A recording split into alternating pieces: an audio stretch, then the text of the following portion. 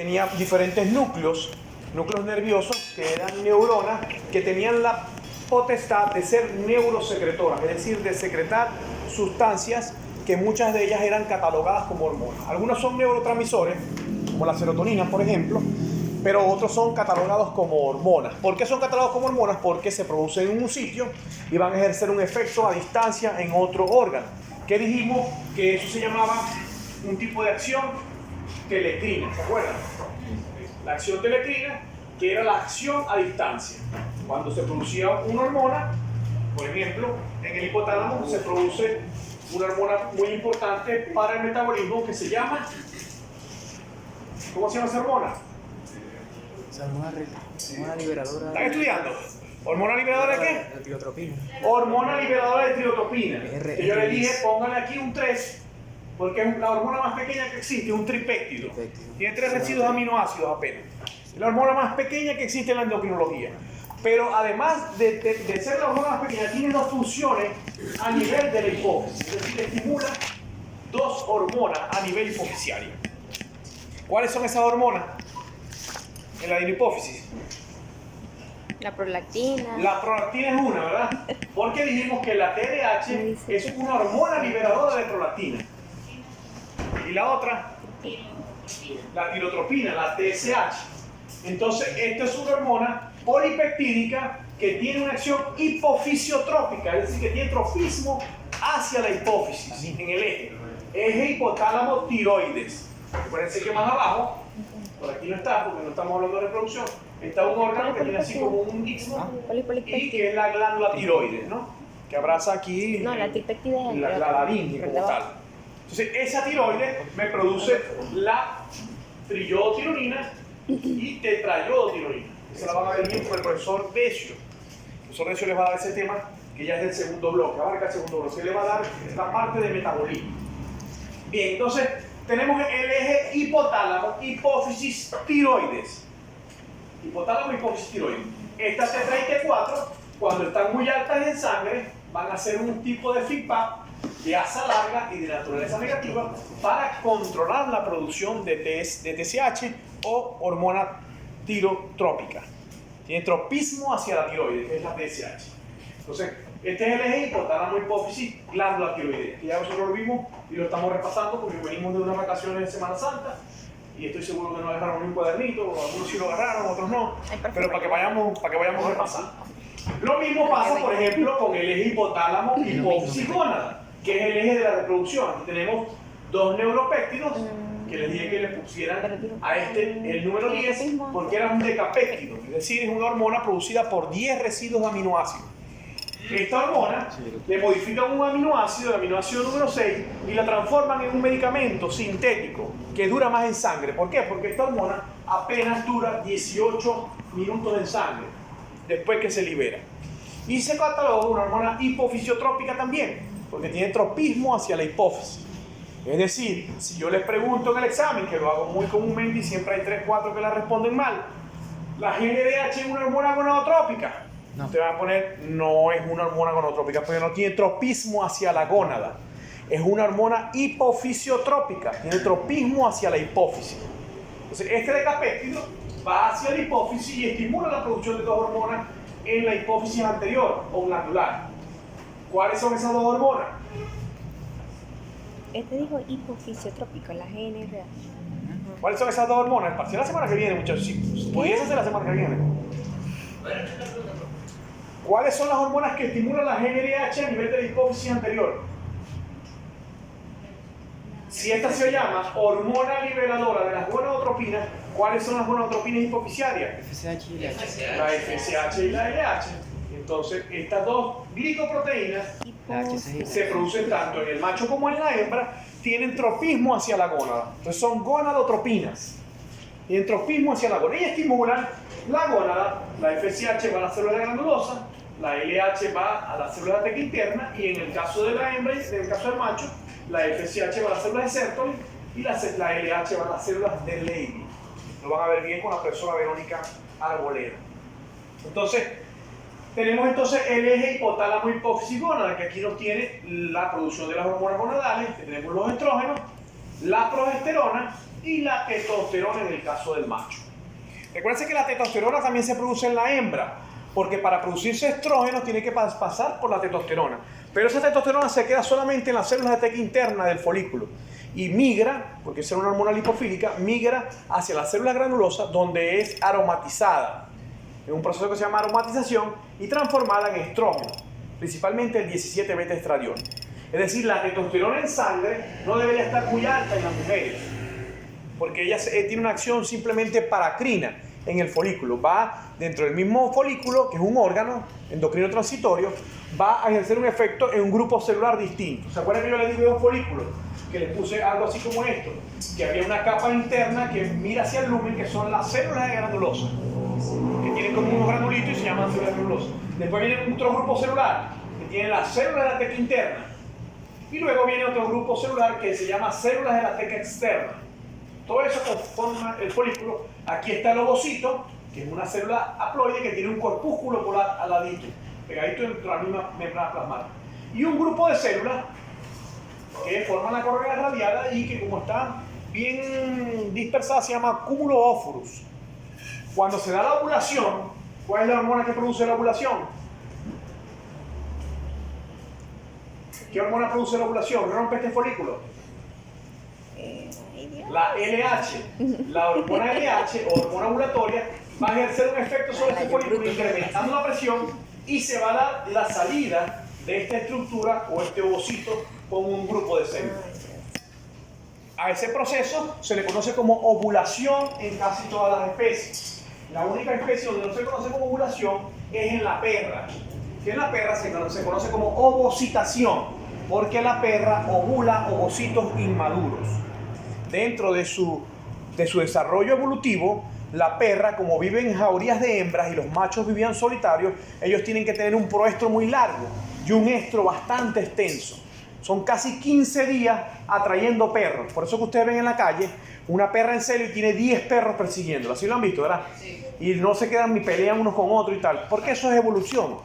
Evolutivamente, los genes que traspasaron en esa especie fueron los que tenían una mayor atractividad a los machos, porque las hembras viven en jaurías solas y los machos son solitarios. Entonces ella tiene que liberar feromonas que atraigan a machos de 2 kilómetros de radio. Entonces, todos los machos que están, si una perra sale en celo aquí en la policlínica, todos los machos que están alrededor durante 2 kilómetros son atraídos, porque evolutivamente así fue que se dio la evolución en esta especie. Pero no terminó ahí la evolución, sino que tuvo que tener una ovulación tardía, porque por más que a veces tenían un procelo de casi 10 días y un celo de una semana, pasaban como 17 días ahí atrayendo perros para que la montaran. A veces no llegaban a ser fértiles los espermatozoides porque los óvulos se morían muy rápidamente. Entonces ella evolutivamente ovuló ovocitos inmaduros. Entonces en la perra no se llama ovulación, sino se llama ovocitación. Ni siquiera cuando ovula ha perdido el primer corpúsculo polar. Entonces en la perra se llama ovocito. Ellos salen del óvulo, son varios. Recuerden que ya dijimos que la perra es una especie politoca. ¿Se acuerdan que hablamos de especies monotocas y especies politocas? Que tienen una sola cría por parto o varias crías.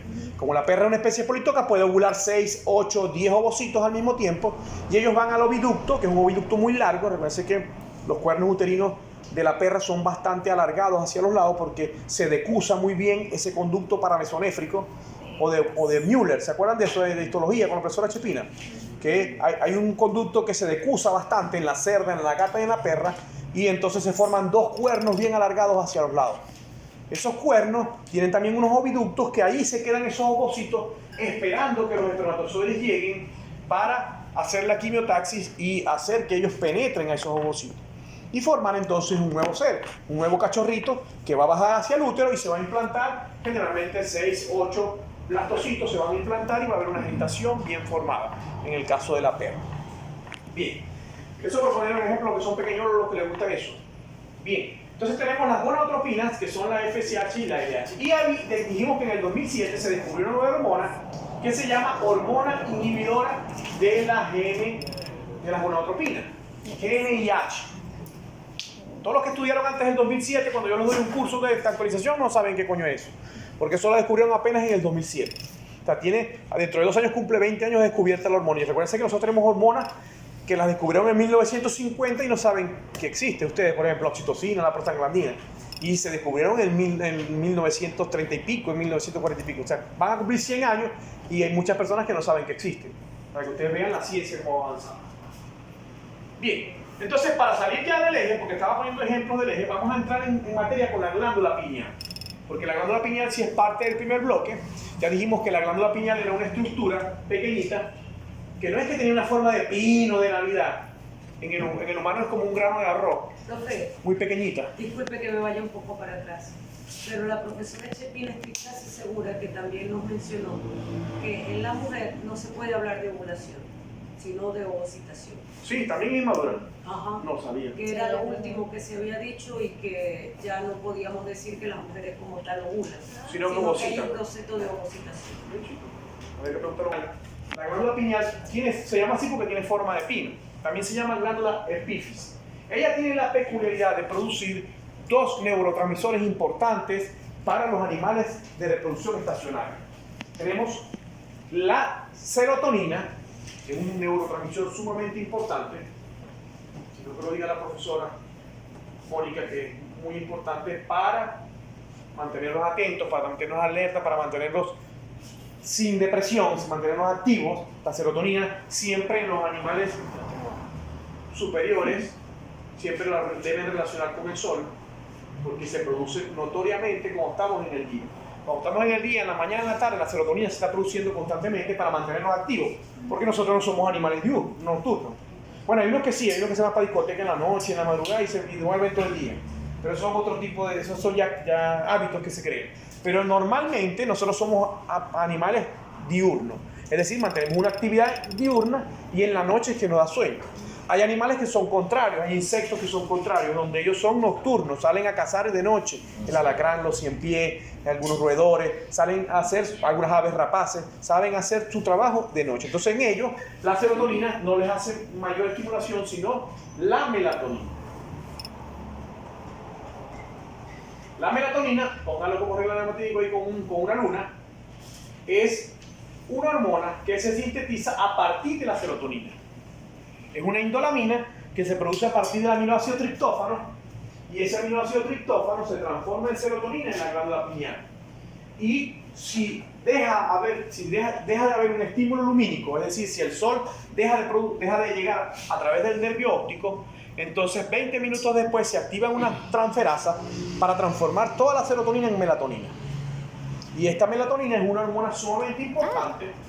Esta indolamina, que se te dije que se produce a partir del aminoácido triptófano, porque va a modular la reproducción en algunos animales, de manera hacia la positividad o hacia la negatividad.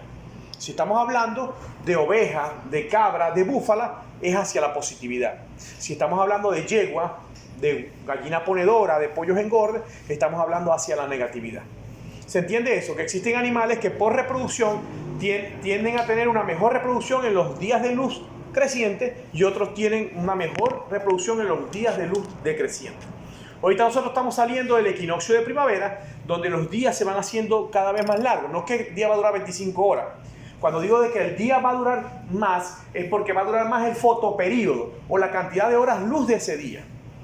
Ya cuando lleguemos al solsticio de verano, que está en el 21 de junio, ya se hace de noche más tarde. La diferencia en Venezuela es apenas una hora, entre el solsticio de invierno, que es el 21 de diciembre, hasta el 21 de junio. El 21 de diciembre se hace de noche muy temprano, 6:15, 6:20 en Venezuela. Entonces, ¿qué pasa? Que hay una noche bastante larga, bastante fría, y nosotros la relacionamos con el espíritu de la Navidad. Porque es la noche más fría del año, o debería ser la noche más fría del año, porque es la noche más larga. Entonces, justamente como a las 12 entra un frito, ¡ay, llegó el espíritu de Navidad! Y lo hemos asociado siempre con el espíritu de la Navidad. Pero simplemente es la estacionalidad que nosotros la manejamos aquí apenas con una diferencia de una hora. Pero, por ejemplo, tú te vas a Europa, en la parte más septentrional de Europa, y puedes ver el sol de medianoche. En España, en Madrid, a las 10:30 se hace de noche. Noruega también creo que es Noruega, vas a ver también el sol de medianoche en Suecia, en Suiza. Yo voy a preguntar cómo hacen las personas que están en esos países donde... Y tratan de aprovechar todo el día del fotoperiodo y se acuestan a dormir temprano. Tú estás en España en noviembre y a las 4 de la tarde se está haciendo de noche. Más aburrido. O sea, no producen más melatonina entonces. Sí, claro. Entonces ahí van a verse beneficiadas la oveja y la cabra y la búfala, porque ahí es la época reproductiva para ellas. Pero los humanos, La serotonina se sintetiza exclusivamente con los solares. Yo decía algo. Y ya dijimos que van a ajustar la reproducción de manera distinta en diferentes especies. La yegua, la burra, ellos son reproductivos de días largos, es decir, ellos se reproducen bien en estos días. Ahorita cuando están haciéndose la luz creciente, todo el mundo quiere preñar las yeguas. Para aprovechar, por ejemplo, si son pura sangre de carrera, si son atletas corredores de carrera, tienes que aprovecharla, preñarla lo más pronto posible, porque todo el que tú preñes hoy nace el 1 de enero del año que viene. Entonces, entre más rápido la preñas, va a tener mayor ventaja en la carrera con respecto a los que nacen al final. Gracias, Rixi. ¿Todos firmaron? No vinieron las llevas, casi nadie. Bien, entonces seguimos con la glándula pineal. Yo esta clase de glándula pineal la tengo de manera virtual, yo se las paso para que lo escuchen los audios, no digan, no para que esté ahí y pasen años y nunca los vean. O sea, para que cuando vayan siquiera al baño, una vez al día, con un núcleo hipotalámico que se llama el núcleo supraquiasmático. Si ustedes ponen en Google supraquiasmático, le va a poner Google que es el reloj biológico. Todo lo que nos organiza a nosotros la hora de comer, lo que nos organiza la hora de dormir, la hora de despertarnos, es un reloj biológico que tenemos en el núcleo supraquiasmático. Se llama supraquiasmático porque está por encima del quiasma óptico. Ese núcleo está estrechamente relacionado porque relaciona la glándula pineal con el ganglio cervical superficial y con el ojito. ¿Ven? Un ojo aquí. Supraquiasmático. Cuando el estímulo lumínico entra por aquí, convierte el estímulo de luz en un estímulo nervioso que pasa por el ganglio cervical superficial, núcleo supraquiasmático y luego a la glándula pineal, activando el paso de las transferasas para que se dé el paso de serotonina a melatonina. Todo eso ocurre de 18 a 20 minutos después que cesa el estímulo lumínico. Por eso que ustedes ven que en las gallinas ponedoras o en el pollo de engorde, cuando son las 6:30, ¡pam!, prenden una serie de bombillos en el balcón para que no haya oscuridad, no sea la noche. Entonces ellos mantienen como un fotoperiodo que dura 4 horas más hasta las 10 de la noche. Y entonces en la gallina ponedora o en el pollo de engorde que necesita consumir alimentos para mantenerse creciendo, necesitamos que la serotonina se mantenga alto por más tiempo. Y el animal sigue, y la gallina sigue poniendo huevos. Si ese fotoperiodo se da de una manera natural y no le pones la iluminación artificial, entonces la producción de huevos se te va a ver afectada porque la gallina ponedora es un animal reproductor de días largos. Ahorita va bien porque estamos en los días de luz creciente. Recuerden que estoy hablando porque estamos en Venezuela, que estamos por encima del Ecuador, pero no hay las 4 estaciones. Pero en países donde hay las 4 estaciones, los cambios sí son bastante notorios. De hecho, en oveja y cabra, en esta época había que poner implantes de melatonina para que ellas se pudieran reproducir. Hoy por hoy se hacen manejos biológicos porque están prohibidas las hormonas y los implantes que cuando yo iba a los cursos en Madrid y tal, en el 2003, en el 2014, todos los trabajos de investigación hablaban de un implante del núcleo supraquiasmático, del ganglio cervical superficial y del estímulo retino y epifisiario, es decir, de la retina con relación hacia el epífisis. Si el fotoperíodo, si la luz está presente, la melatonina va a estar produciendo constantemente la serotonina. Pero, como les dije anteriormente, la serotonina se produce en varias partes, como es un neurotransmisor, y las células heterocromatinas del intestino producen serotonina. Cuando tú sientes placer, reacción, comida hamburguesa, con ese placer, liberaste serotonina. Además que liberaste dopamina, que se libera en el núcleo arqueado del hipotálamo, también liberaste serotonina. Entonces, es ahí la relación con el intestino. Comer sanamente y comer saludablemente te estimula a producir serotonina y a mantenerte fuera de la depresión. Por eso que siempre es bueno. ¿Qué significa GSS? Disculpen. Ganglio cervical superior o superior, es la cual es la dice, no, yo dije superficial, ¿verdad? Sí. Ganglio cervical superior. La mental. Bien. Dijo que la dopamina se libera en el núcleo. Arqueado del hipotálamo. La glándula epífisis, sabemos que la melatonina tiene muchas funciones. Es una hormona pleiotrópica que tiene funciones en diferentes órganos. Actúa sobre la reproducción, actúa sobre el sistema inmune, actúa sobre la captación de radicales libres. Por eso que es el boom ahorita ver en toda Farmatodo, en Pharma Express, capsulitas de melatonina. ¿Sí la han visto, verdad? Y todos los viejitos están, ¡pum!, agarrando melatonina para tomar. Porque los ayuda. Recuerden que la Senectub en nosotros, en la medida que nos vamos poniendo viejitos, la epífisis se va calcificando. Se va haciendo, inclusive cuando hace una tomografía se ve como un arrocito calcificado completamente en el cerebro. Entonces ustedes ven a los abuelitos que se paran a las 3 de la mañana a regar las matas porque se les quita el sueño. La melatonina es la hormona que nos da el sueño. Entonces ellos se paran porque ya no producen casi melatonina, se paran a las 3 de la mañana y vos escucháis golpeando en el pam pam en el cuarto tuyo con la escoba porque está barriendo a las 4 de la mañana. Y venga, ¡chion, papá, acostate! Pero no, eso sí, se acuesta como las gallinas a las 6:30, 7, pero a las 3, 4 de la mañana está activo haciendo café y está barriendo. Si tienen un patio con un rastrillo, bueno, y pasan toda la madrugada haciendo eso. Entonces, eso lo hace la falta de melatonina, porque eso se llama ciclo de sueño y vigilia, y lo hace prácticamente la melatonina. Cuando tú viajas a través de los usos horarios, por ejemplo, cuando viajas a Europa, a Portugal, a España, a Italia, a Francia, pasas a través de los usos horarios y te da un síndrome que se llama jet lag. Este jet lag no es más que el organismo se equivoca porque no sabe si es de día o de noche, y entonces cuando debería producir melatonina no tiene por qué producir melatonina porque hay luz. Entonces pasas un verguero, tienes que tener como 15 días adaptándote a ese jet lag para que el sueño no te venza, para que estés despierto, y es parte de ese cambio en el reloj biológico que tú tienes natural. Porque tú tienes durante todos los años con un reloj biológico, a las 6 se hace de día, a la tarde es a las 7 de la noche, pues lo cambias completamente y el organismo se vuelve loco. Eso le llama jet lag. ¿Por qué?